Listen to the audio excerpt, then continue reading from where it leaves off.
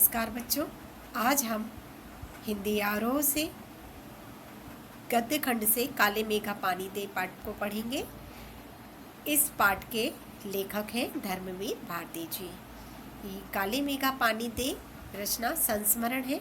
संस्मरण का अर्थ होता है स्मृति, यानी जब लेखक स्मृति के द्वारा यानी कुछ याद करके जब लेखक लिखता है तो वह क्या कहलाता है?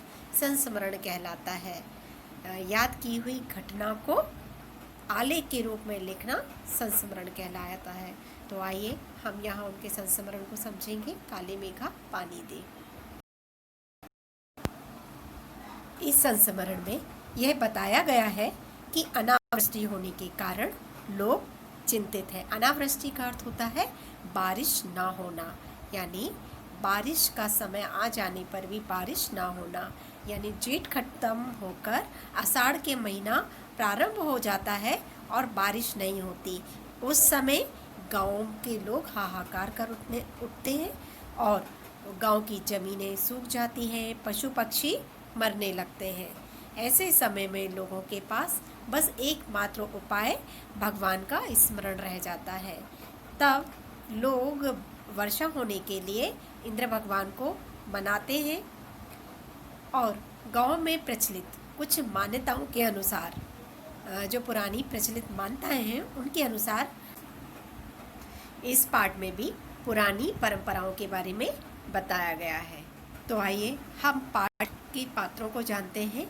इस पाठ में दो पात्र हैं, एक लेखक स्वयं और दूसरे हैं लेखक की जीजी। जीजी अर्थात लेखक की बहन, जो कि लेखक से उम्र में काफ़ी बड़ी है।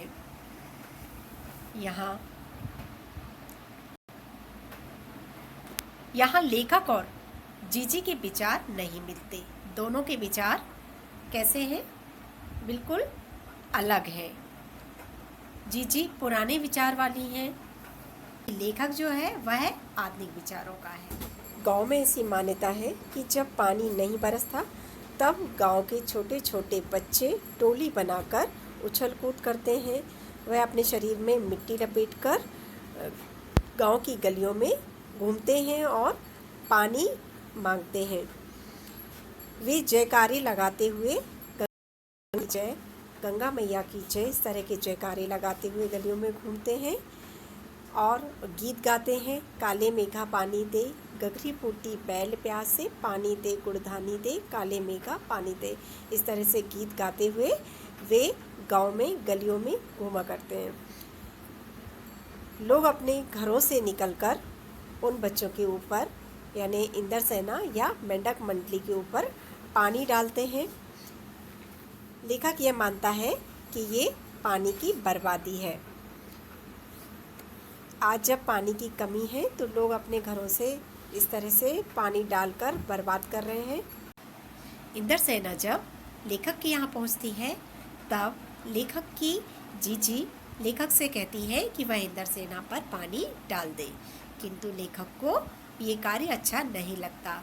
लेखक को यह बात अंधविश्वासपूर्ण लगती है। वह जीजी से पानी डालने को मना कर देता है, किंतु जीजी भी बुजुर्ग हो जाती हैं, उनसे पानी डालते नहीं बनता। और दूसरी बात यह है कि वे लेखक से ही सारा कार्य करवाना चाहती हैं, क्योंकि लेखक इन रीति रिवाजों को सीखे। इसलिए वे ये चाहती थी कि पानी डालने का कार्य लेखक करे, किंतु लेखक मना कर देता है और गुस्सा हो जाता है। तब जीजी लेखक को मनाती हैं।